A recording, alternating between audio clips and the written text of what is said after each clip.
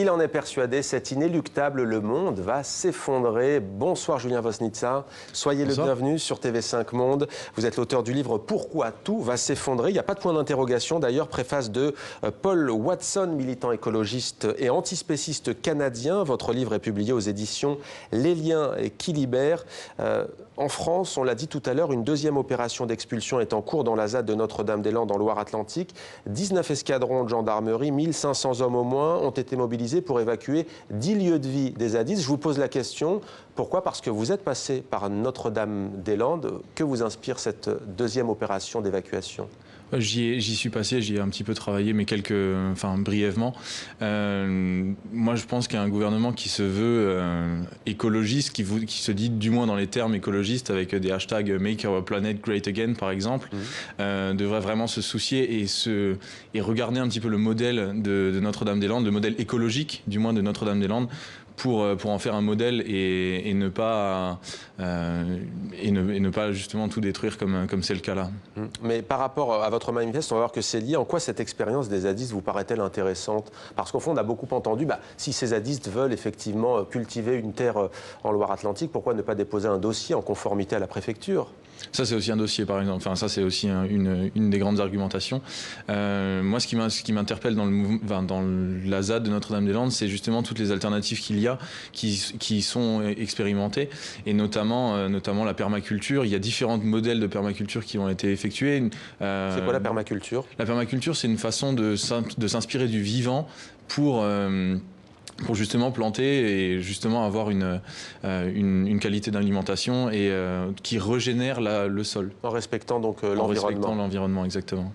Alors, vous avez été banquier, vous avez tout juste 24 ans, on n'a pas l'habitude de donner l'âge, mais tout de même, on va voir pourquoi, si jeune, être aussi pessimiste ou pas. Vous étiez prédestiné à embrasser une carrière plutôt dans la finance, disons-le. Pourquoi est-ce que vous avez délaissé cet univers? Quand je me suis rendu compte qu'en fait la finance c'était quelque chose qui était complètement hors sol, c'est un système qui est complètement hors sol. Parce qu'à aucun moment dans mon école de commerce ou dans mes études de finance, on ne m'a jamais appris à apprendre le fait que les ressources sont limitées.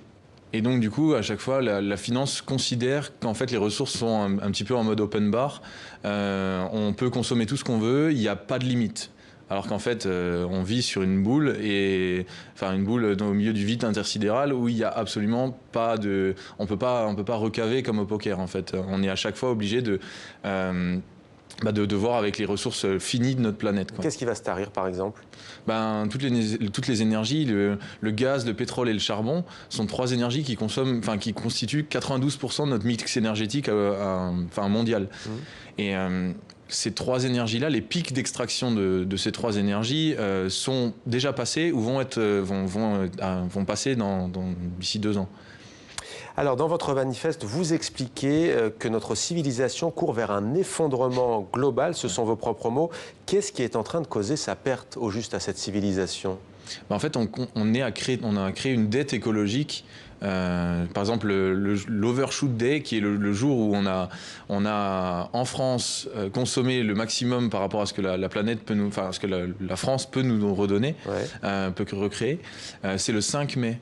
Donc un Français consomme 3,9 planètes. En 4 mois et 5 jours. Voilà, donc c'est pas jouable. Alors, hausse continue du réchauffement climatique, bouleversement de la biodiversité, accroissement des inégalités sociales. Quelles sont à ce jour les conséquences de ces phénomènes?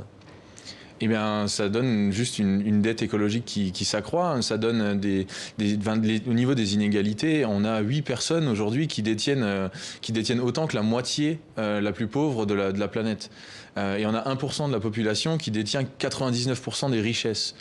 Donc forcément, au bout d'un moment, ça donne des problématiques énormes, rien que sur le plan sociétal. Alors, vous donnez des informations très concrètes. C'est vrai que, par exemple, dans les médias, on entend souvent parler de l'huile de palme. Vous brisez quelques idées reçues. Vous écrivez, par exemple, 85% de la déforestation amazonienne est liée à la production de denrées alimentaires pour nourrir du bétail, à comparer aux 5%, loin des 85%, donc liés à l'huile de palme dont tout le monde parle. Pourquoi vous citez cet exemple au juste? Exactement, parce qu'il y a beaucoup de... On parle beaucoup de la déforestation vis-à-vis de Bornéo, par exemple, qui est... En Indonésie. Ouais, en Indonésie. Et donc, du coup, au niveau de Bornéo, évidemment, c'est l'huile de palme principalement. Mais en Amazonie, la déforestation amazonienne, faut le préciser, est principalement due à des plantations de soja transgéniques qui ne viennent pas nourrir les végétariens ou les véganes comme on a l'habitude de le penser, mais des animaux, principalement du bétail, qui iront nourrir ensuite des humains. Alors, nous vivons déjà, vous le rappelez, la 6e extinction de masse. Donc, en fait, ça a commencé à s'effondrer.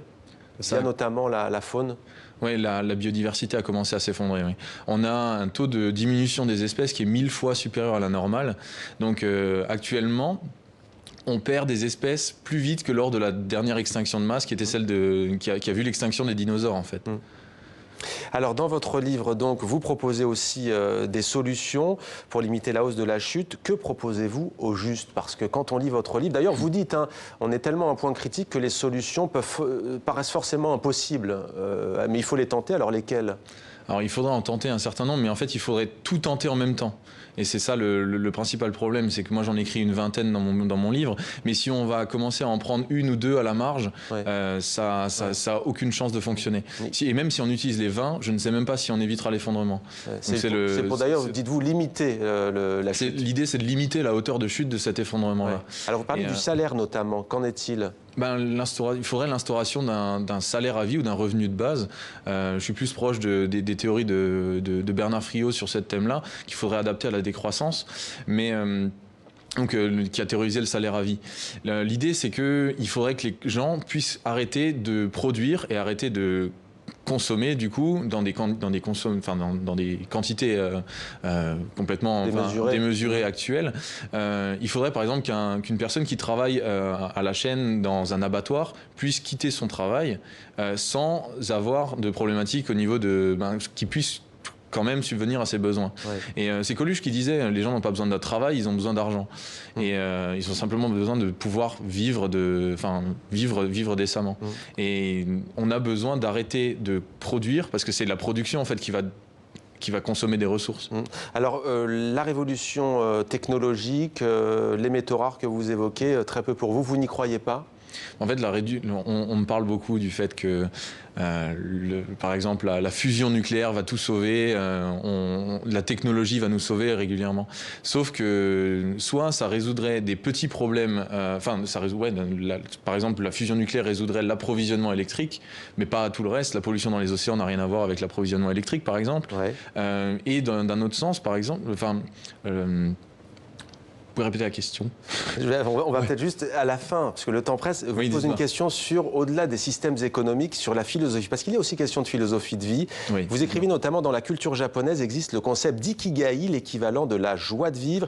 Il s'agit pour chacun de trouver une activité qui lui plaît, pour laquelle il est doué, qui soit bénéfique au monde et qui permette de subvenir à ses besoins. En fait, dans votre manifeste, vous nous appelez aussi à revoir aussi le but que l'on se fixe au quotidien.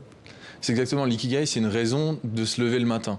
Donc c'est trouver un métier qui va à la fois permettre de subvenir à nos besoins, pour lequel on est doué, qui nous plaise et qui a une utilité soit sociétale, soit environnementale. Et en fait, on se rend compte que lorsqu'on arrive à avoir toutes ces quatre choses-là dans son métier, en général, on a une bonne raison de se lever le matin. Avec une vie harmonieuse. Pourquoi tout va s'effondrer? Julien Voznitsa, préface de Paul Watson, Les liens qui libèrent. Merci d'avoir répondu à nos questions sur TV5 Monde.